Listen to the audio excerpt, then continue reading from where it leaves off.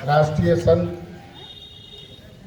परम श्रद्धेय गाडगे महाराज की 145वीं जयंती समारोह के अध्यक्ष गायक की प्रवक्ता श्रीमती पुष्पा चंद्रा जी,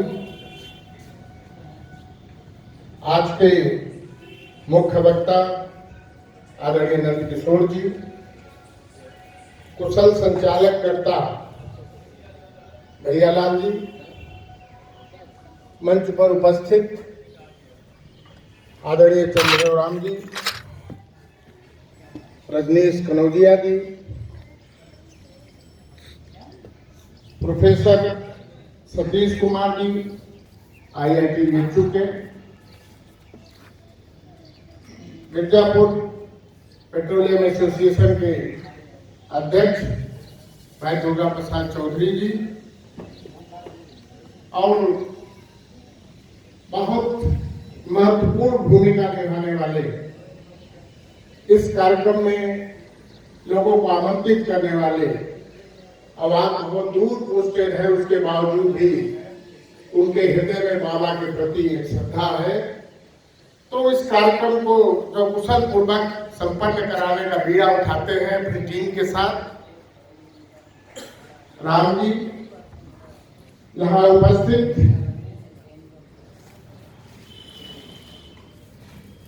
श्री राधे श्याम जी जो SBI के वरिष्ठ प्रबंधक हैं, श्री शत्रुघ्न जी जो XCNID के, परमानंद कनौजिया जी जो NTPC के AGM, नंदू कनौजिया जी जिनकी बड़ी तारीफ की गई, कोरोना काल में बड़ी सेवा की, आय कैलाश जी और डॉक्टर दिनेश कनौजिया जी, डॉक्टर सुभाष चौधरी जी, गीतकार कमलेश चौधरी जी, एडवोकेट रवि कनौजिया जी, सुरेश कनौजिया जी, प्रभुनाथ जी, हमारे साथ आए माइस्ट्रिया कंसारी जी, रमेश जी एवं मातृशक्ति के रूप में यहाँ उपस्थित सम्मानित माताओं और बहनों और अपने समाज के प्रबुद्ध नागरिकगण, मैं आपकी पावन उपस्थिति को प्रणाम करता हूँ। हम संख्या पर नहीं जा रहे हैं, आपकी उपस्थिति के घनत्व को देख रहे हैं।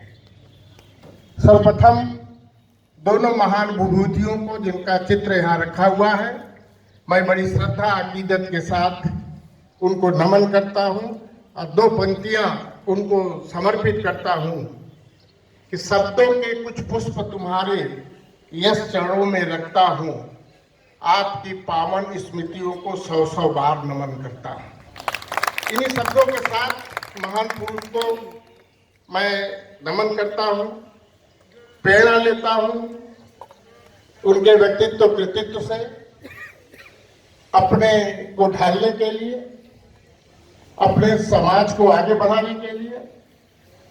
जो संदेश मिला है हमारे समाज में एक संत की उच्च कोटि प्राप्त करने वाले बाबा साहब गाडगे जी से कि हम उनसे नसीहत लें, कुछ सीखें।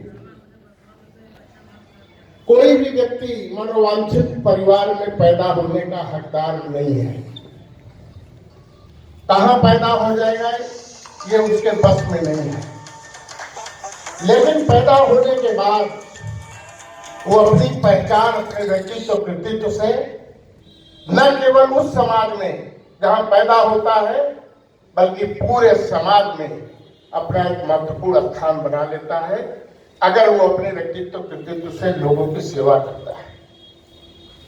महान बनना हमारे बस में नहीं है, कोई भी चाहे कि महान बन जाए तो उसके बस में नहीं है, लेकिन महान कार्य करना हम सबके बस में है।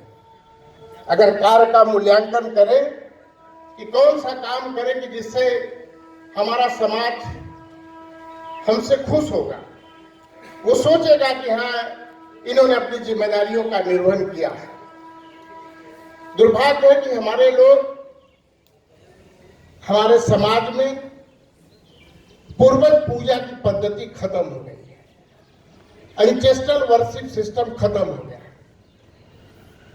अभी हमारे ख्याल से चंद्रराम जी कह रहे थे, नहीं प्रोफेसर साहब कह रहे थे कि जब मैं यहाँ आया तब मुझे बाबा साहब की जानकारी हुई। बिल्कुल सही है, इसमें कोई छिपाने की बात नहीं है, क्योंकि ये समाज अपने काम में लगा था। न तो उसको साहित्य से मतलब था, न इतिहास से मतलब था, न भूगोल से मतलब था। वो अपने रोजी रोटी से, वो जो एक कहावत है कि चूहा का जो बच्चा होता है बिल खोदने के अलावा उसको कुछ नहीं जानता, ये कहावत खत्म होनी चाहिए। और जब हम वर्षिक पूजा, अपने पूर्वजों की पूजा करेंगे, अपने अतीत में झांकेंगे, तो निश्चित रूप से ऐसे महान पुरुष मिलेंगे जिनका योगदान समाज के लिए, देश के लिए, प्रदेश के लिए, राष्ट्र के लिए, मानवता के लिए, इंसानियत के लिए, और इसी कारण से वो पूजनीय होते हैं, वो अग्रणी होते हैं, जो श्रद्धा से उनका नमन करते हैं। हम कोई भी इंसान हो, उसके जीवन में कभी कभी एक ऐसा क्षण आता है जो किन कर्तव्य विमूढ़ हो जाता है। वो नहीं समझता कि आगे का मार्ग किधर को जाना है, बाएं जाए, दाहिने जाए, सीधे जाए, पीछे जाए। ऐसे में विचलित होने लगता है। लेकिन जो होशियार लोग होते हैं वो महान पुरुषों को स्मरण करते हैं, उनके व्यक्तित्व कृतित्व में झांकने की कोशिश करते हैं और उन्हें मार्ग मिल जाता है और वो आगे की तरफ चले जाते हैं। हमारे महान पुरुषों ने इतना बड़ा योगदान दिया, हमारा दुर्भाग्य कि हम उनके बारे में जानते नहीं। हमारा दोष है, हम लोगों से बात नहीं करते। कोई महत्वपूर्ण कार्यक्रम में हमारी उपस्थिति कम हो जाएगी, फालतू के कार्यक्रमों में हम भीड़ लगा लेंगे। कहां सीखेंगे, किससे सीखेंगे? ऐसे संत जिन्होंने इंसानियत पर बल दिया, इंसानियत से बड़ा कोई धर्म नहीं है इस देश में, दुनिया में नहीं है। सामाजिक बुराइयों को दूर करने का बीड़ा उठाया उन्होंने, और हम ही लोगों से कहा कि तुम पीट पीट के कपड़ा तो धो सकते हो, लेकिन वैचारिक रूप से गंदगी को पछोड़ करके अलग नहीं कर सकते। और जो अपने समाज में फैले कुरीतियों को दूर करेगा वो अपने समाज के साथ एहसान करेगा और उसके साथ साथ पूरे इंसानियत के साथ एहसान करेगा। लोगों ने कहा कि इंसानियत से बड़ा कोई धर्म नहीं है इंसान का, उसके बाद तब कहीं पन्ना खुलता है गीता और कुरान का।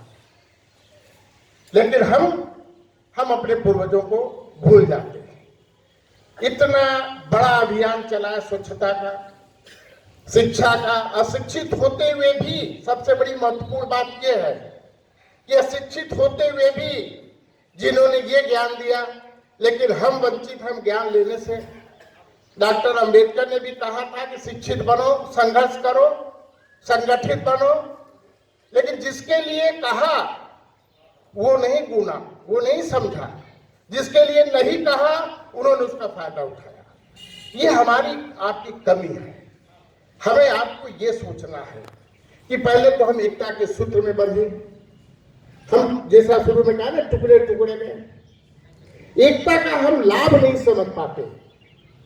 हमारे अंदर ईर्ष्या है, हम दूसरों का टांग खींचने के में ज्यादा रुचि लेते हैं। अरे हमको चाहिए कि हम अपनी लकीर बड़ी करें, हम किसी की लकीर छोटा करने में अपनी ऊर्जा न खपाएं। हम अपनी लकीर बड़ी करेंगे तो हम अपने आप दूसरे छोटे हो जाएंगे, हमें उनके लिए संघर्ष करने की जरूरत नहीं है। हम आतंकवादी नहीं, हम नक्सली नहीं कि हम छोटा करेंगे। हम अपने समाज के लोगों से कहेंगे कि अपनी लकीर बड़ी करो, अपने आप आगे चले जाओगे। लेकिन हमारे समाज में कमी क्या है कि एकता का हम महत्व नहीं समझते। एक कहावत है, एक व्यक्ति कहीं जा रहा था, रास्ते में उसे खूंखार जानवर मिला, उसको लगा कि ये काट लेगा। वो जानवर अकेला था, व्यक्ति भी अकेला था। उसने एक पत्थर उठाया और उसको मारा और वो भाग गया। आगे बढ़ा, फिर दूसरे जानवर से मुकाबला हुआ, उसको भी एक पत्थर मारा, वो चला गया। फिर उसके दिमाग में उसी पत्थर को उठा करके एक विशाल वृक्ष पे जो मधुमक्खी का छत्ता था उस पर मारने की कोशिश की, और जब उसको मारा तो उसका परिणाम फिर विपरीत हो गया। सारे मधुमक्खी उसको आकर के काट के उसको खत्म कर दिया, क्योंकि मधुमक्खी सामूहिक रूप से, संयुक्त रूप से एकता के सूत्र में बंधे थे। अब जो जानवर था वो अकेला था, अकेला तो भाग गया, अकेला तो भाग गया, लेकिन छोटे छोटे मधुमक्खियों को भी जो एकता के सूत्र में बंधे थे, संयुक्त रूप से थे, सामूहिक रूप से एक जगह थे, उनका वो बाल बाका न वो कर सका न पत्थर कर सका। ये प्रेरणा लेनी चाहिए। हम बाजार में जाते हैं, मार्केट में जाते हैं, अंगूर खरीदते हैं, दो तरीके के अंगूर बाजार में बिकते हैं ठेला पे, एक गुच्छे वाला होता है, एक बिखरा हुआ वाला होता है। फल में कोई कमी नहीं है, फल वही है, दाम में फर्क हो जाता है। वो पूछता है कि ये वाला ये इतने, वो गुच्छा वाला वो महंगा है, क्यों? अब वो महंगा है, आप नहीं समझ पाते, वो एकता के सूत्र में बंधा है इसलिए महंगा है। वो टूट के जो बिखरा है उसकी कोई औकात नहीं है। इन घटनाओं से प्रेरणा लेनी चाहिए। हम क्या है, हम ये भूल जाते हैं कि हम छोटे छोटे लोगों के, हम गरीबों के अगर हाथ पकड़ के चले तो हमें बड़े लोगों के पैर पकड़ने की जरूरत नहीं पड़ेगी। ये हमें प्रेरणा लेनी चाहिए। हम हमारा क्या दुर्भाग्य है, हम अपने घर में पूरे परिवार के साथ संयुक्त से नहीं रह सकते। गमले में एक पेड़ है, पौधा है, गुलाब का है, उसमें कांटा भी है, फल भी है, पत्ती भी है, और वो तीनों एक साथ रहते हैं, कोई दिक्कत नहीं है। लेकिन हम बूढ़े माँ बाप के साथ नहीं रह सकते, हम परिवार के साथ नहीं रह सकते, तो हमारी कमजोरी के पड़ोसी जान जाता है, दूसरा जान जाता है, हमारी शक्ति तो ही आगे हो जाती है। हमें ये सोचना चाहिए भाई, जब अगर हम माता पिता का पूजा नहीं करेंगे, हम उनकी इज्जत नहीं करेंगे, तो मंदिर में बैठा देवता भी आपसे खुश नहीं रहेगा। ये बात में डर के जोर से करें। ये हमारे समय संस्कार की बात होती है। कुएं से पानी निकाल के लोग सिंचाई करते हैं, पानी एक तरह का होता है, उसमें कोई विभेद नहीं होता। उसी पानी से ईख की खेती भी होती है, नीम के पेड़ पे भी पानी जाता है, और करेला सब्जी में भी पानी, लेकिन तीनों का स्वाद अलग है। नीम का अलग है, करेले का अलग है, ईख का अलग है। पानी में दोष नहीं है, दोष बीज में है। बीज अलग अलग है, संस्कार अलग अलग हो जाता है। जब हमारा गलत संस्कार मिल गया हमें, तो हम हमारे परिवार में 5 लोग हैं, संस्कार अलग अलग है, तो उनका अलग अलग व्यवहार हो गया। पालन पोषण करने वालों में कमी नहीं थी, वित्त पोषण करने वाले में कमी नहीं थी, लेकिन संस्कार संबंध आपका संबंध दूसरे से हो गया, आप दूसरे के साथ बैठेंगे, तो ये नहीं समझ सकते। तो जब हम कहीं जाए, हमारा ये समाज जो है, धोबी समाज, इसकी पहचान अंतरराष्ट्रीय स्तर पे है। हमारे लोग कम जानते हैं इसको। द्वापर त्रेता में राजा रामचंद्र जी को हमारे परिवार के व्यक्ति ने लोक न्याय के लिए, पारदर्शी न्याय के लिए चेताने का काम किया। हिम्मत देखिए, उसका जसारत देखिए, और उसमें सफल रहा। आप द्वापर में आइए तो सोमा रजनी का नाम कम प्रचलित नहीं है, जो अपने तपस्या से तपस्या से उसके नाम ने ऊंचा किया। जो आज लोग औरतें जो सोमवार की अमावस व्रत होती है, उन्हीं के नाम से चला, लेकिन पता नहीं लोग। जब ब्रिटानिया हुकूमत का अत्याचार था इस देश के, जब जलियांवाला कांड हुआ था, तो उसमें भी नथुराम और दुलईचंद ने अपने प्राणों की आहुति दी थी। उस आतंक जो हमारे शहीद होने वाले लोग थे, जो आंदोलनकारी थे, उनकी हिफाजत करने के लिए दौड़ के गए बताने के लिए कि ब्रिटानिया फ्रेश आ रही है, वो हम कपड़ा धोने का काम कर रहे थे। वो शहीद हुए, उनका भी योगदान है। हम उसके आगे बढ़ते हैं। गुरु गोविंद सिंह जी की जब उनके पढ़ते हैं, तो जब वहां पे 5 लोगों ने जब अपने प्राणों की आहुति की, कुर्बानी दी, तो उसमें अपना भी एक बच्चा गुजरात का था, मोहकम चंद्र, मात्र 37 साल की उम्र थी। ये जाति की पहचान बता रहा है। उसके बाद आगे अजय परवान, दिन का मुकाबला लोरी पहलवान से। लोरी के गुरु थे अजय जी, और जो बात उन्होंने कही, जैसे आज हम लोग कहते हैं ना कि हमारे लिए कहा कि दूरबी का कुत्ता न घर का न घाट का, ये तो प्रचलित हो जाएगा, लेकिन जो कहते हैं ना बदबू बहुत जल्दी फैलता है, खुशबू नहीं फैलता। ये नहीं कहा कि धुरिया पाठ उन्होंने नहीं पहलवान में दिया था, और जिसको धुरिया पाठ का सामना करना पड़ा होगा उनको अपना जीवन याद आ गया। ये उसके बाद तब हमारे महात्मा आते समझ आते और विश्व के महान पुरुष डॉक्टर भीमराव अम्बेडकर के गुरु कहे। हम सफल थे, अली का इतना लगाव था, इतना मोहब्बत था कि जब डॉक्टर भीमराव अम्बेडकर 6 दिसंबर 1956 को जब गुजरे तो हमारे संत बहुत दुखी हुए, और ज्यादा दिन नहीं चलते 14 दिन के बाद उन्होंने भी अपने प्राणों की आहुति दे दी। ये जो समाज सुधारक होता है, जो समाज को आगे ले जाना चाहता है, हमें उनसे प्रेरणा लेनी चाहिए, घटनाओं से प्रेरणा लेनी चाहिए। घटनाएं केवल परिणाम नहीं देती, कोई घटना हो गया, परिणाम हुआ, फला आदमी गुजर गया, लेकिन प्रेरणा कहाँ मिलता है, कहाँ गलती हुआ, अगर ये होता तो ये ऐसे नहीं ऐसे हो सकता था। हमें ये सोचना चाहिए। जब तक हम इन दिशा में नहीं सोचेंगे, अपने समाज की उपलब्धियों की चर्चा अपने समाज के लोगों के साथ नहीं करेंगे, कैसे हमारा समाज जानेगा कि हमारा भी गौरव था। हमारी पहचान जो बनेगा अंतर्राष्ट्रीय स्तर पे है, हम धुलाई का काम करने में पूरे अंतर्राष्ट्रीय स्तर से हैं, वाकिफ हैं, और हमें शर्म नहीं है। हम गर्व से कहते हैं कि हमने लोगों को सफाई के लिए संदेश दिया, कैसे अपने घर में अपने कपड़े की सफाई की जाती है, करके दिखा के उनको संदेश दिया। लेकिन आज परिस्थितियां बदली है। हमें लकीर का फकीर नहीं होना है, हमें कुछ आधुनिक तरीके से, कुछ आर्थिकता के सोचने के लिए कि किससे हमारी आर्थिकता मजबूत होगी।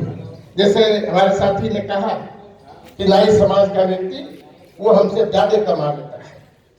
जब समाज में हम ज्यादा स्वीकार किए जाते हैं, लेकिन हम व्यवसाय में पीछे हो गए, इसलिए कि वो कहावत है ना कि मोती वहीं मिलेंगे सागर की तह में जाओ। पानी के ऊपर तो कचरा ही तैरता है। हम 1 फीट से आगे पानी में जा ही नहीं पाते, गहराई को समझ नहीं पाते। गहराई क्या चीज होती है? गहराई में जब जाएंगे, किसी भी चीज के गहराई में जाइए, रोजगार के में गहराई में जाइए, व्यापार में गहराई में जाइए, समाज सुधार के गहराई में जाइए, तो आपको कुछ प्रेरणा मिलेगी। लेकिन हम ये नहीं कर पाते। गहराई में जाने की जरूरत है, तब आप आगे बढ़ेंगे। आज जिला पंचायत, नगर पंचायत प्रधानी, बीडीसी का चुनाव चल रहा है। हमारे लोग इससे दूर रहते हैं। जब हम जानते हैं कि लोकतांत्रिक देश है, लोकतंत्र में चुने हुए लोगों को पावर मिलता है, हमें भी प्रयास करना चाहिए। ये इसमें क्या बुराई है? भाई ठीक है, हमें ईश्वर ने 2 पैर दिया, एक पैर हमारा पानी में रहेगा, लेकिन दूसरा हमें कोशिश करना चाहिए दूसरा पैर हमारा राजधानी में रहे। तब हमारे लोग पावर को समझेंगे, पावर को जानेंगे, पावर क्या चीज होती है, पावर से लाभ कैसे मिलेगा, पावर से अपने लोगों की समस्याओं का समाधान कैसे करेंगे। जब इस दिशा में सोचेंगे, तब हम अपने समाज को आगे ले जाएंगे। अदरवाइज तो हम बैठक करते हैं, अपनी बात करते हैं, और जैसे आज हमें अच्छा लगा कि प्रबुद्ध लोग आए हैं यहाँ पे, तो हमारा समाज जो नहीं जानता कि हमारे पास भी एटीएम होते हैं, हमारे पास भी ऐसे अफसर होते हैं, हमारे पास IIT के प्रोफेसर होते हैं, हमारे पास बैंक के सीनियर मैनेजर होते हैं, तो हमारे बच्चों पर असर पड़ता है। दुर्भाग्य बच्चे नहीं आए हैं, जिनका भविष्य सुधरना हुआ कम है, उनको प्रेरणा मिलती, उनको देख कर उनका उत्साह बढ़ता, मनोबल बढ़ता कि हमारे लोग ऐसे भी हैं। बिना उनसे संपर्क किए भी उनका मनोबल बढ़ जाता। आज आप किसी जिले में कोई अधिकारी अपना आ जाता है, आपसे मुलाकात हो या न हो, परिचय हो या न हो, लेकिन आपका एक मनोबल बढ़ जाता है, और जो आपके साथ दुर्व्यवहार करने वाले होते हैं उनको डर पैदा हो जाता है। तो ये एक अच्छी बात है, इस चीज को सोचना चाहिए। हमारे कहने का मेरा मतलब ये है कि हम अपने समाज को गलत दिशा में न ले जाए, बुराई की तरफ न ले जाए। उनको अच्छाई की तरफ, तरक्की की तरफ, प्रगति की तरफ, और उनसे अपेक्षा करेगा कि आप अपने पूरे परिवार को लेके चलो, समाज को लेके चलो। ऐसा ना हो, कभी कभी होता है एक नाव में 60 लोग बैठे हैं और 20 लोग आगे हैं, 20 लोग बीच में, 20 लोग पीछे हैं, आगे नाव में छेद हो गया तो किसी ने कहा नाव में छेद हो गया, अरे क्या छोड़ा भी कुछ नहीं होगा। उनको नहीं पता कि नाव में जब छेद हो गया आगे वाले तो पूरा जब डूबेगा तो सब चले जाएगा। वो इंतजार करते हैं कि जब इधर आएगा तब हम कोई प्रतिरोध करेंगे, तब हम उसका उपचार के बारे में सोचेंगे। एक गाड़ी पे, छोटी गाड़ी पे मुर्गा लद के जाता है मार्केट में कटने के लिए। 100 मुर्गा है, आगे गया किसी चौराहे पर, 20 मुर्गा उतर गए। सब जानते हैं वो कटने के लिए उतरा है, बाकी मुर्गा अंदर बैठ के जाली में दाना खा रहे हैं, मस्त है। उनको नहीं पता कि अगले चौराहे पे हमारा नंबर है, उसके आगे चौराहे पे हमारा नंबर है। ये भी हमें एहतियात के तौर पर जानना चाहिए, कौन व्यक्ति है, कौन समाज है, कौन लोग है, कौन कानून है जो हमारे साथ खिलवाड़ कर सकता है। हम संविधान की बात करते हैं, लेकिन हमारे घरों में संविधान की किताब नहीं होगी, उपन्यास की किताब होगी, रामायण होगा, कुरान होगा, गीता होगा, होना भी चाहिए, उसमें कोई आपत्ति नहीं है। लेकिन जो हमारे जीवन को बनाने का काम कर रहा है, जिससे हमें ताकत मिलता है, जिससे हमारी हस्ती बस्ती गृहस्थी सुधरने को है, जिससे हमें रोटी कपड़ा मकान हमारा सुरक्षित होता है, और जिससे हमारा शिक्षा सुरक्षा स्वाभिमान सुनिश्चित होता है, उस किताब को अपने घर में तो रखें। आप देखें तो केवल सुप्रीम कोर्ट के जजेस के पास, उनके चेंबर में, या सुप्रीम कोर्ट के वरिष्ठ अधिवक्ताओं के चेंबर में, या हाई कोर्ट के अधिवक्ताओं के और उनके जजेस के चेंबर में, या लोअर कोर्ट के जो वरिष्ठ जज होंगे या तो उनके यहाँ, या तो जो कोई अधिवक्ता अपने यहाँ रखा हो, या जो पॉलिटिकल साइंस का एमए कर रहा हो या पीएचडी कर रहा हो वो रखता है।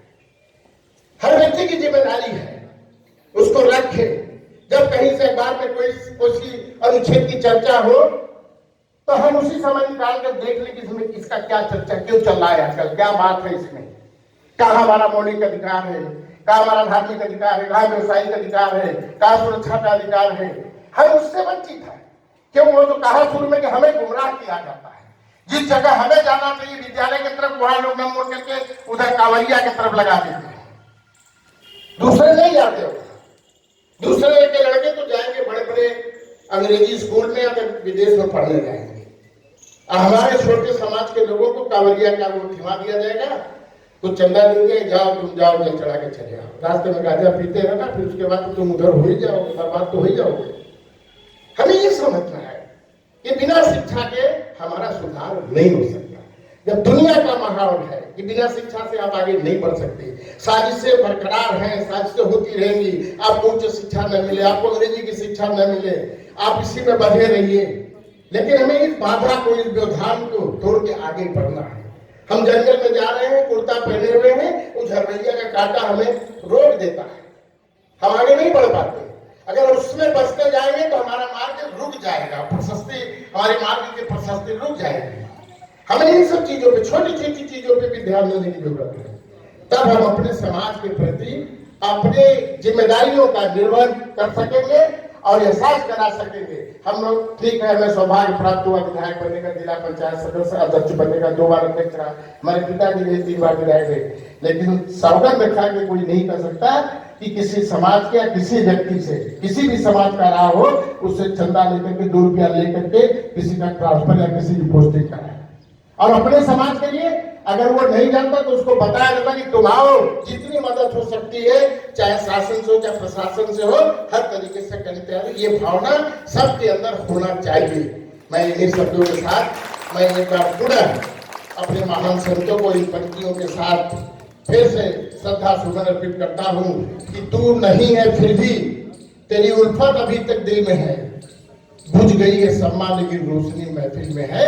उनकी रोशनी हमारी महफिल में है। इस रोशनी का हम फायदा उठाएं, लाभ उठाएं, अपने समाज को तरक्की के रास्ते पर ले चले, ताकि इस प्रकार के आयोजनों का मकसद पूरा हो सके। हृदय से आप सबके आगमन का आभार व्यक्त करता हूँ, आयोजकों के प्रति हृदय से आभार व्यक्त करता हूँ। धन्यवाद। जय संत गाडगे, जय डॉक्टर भीमराव अम्बेडकर।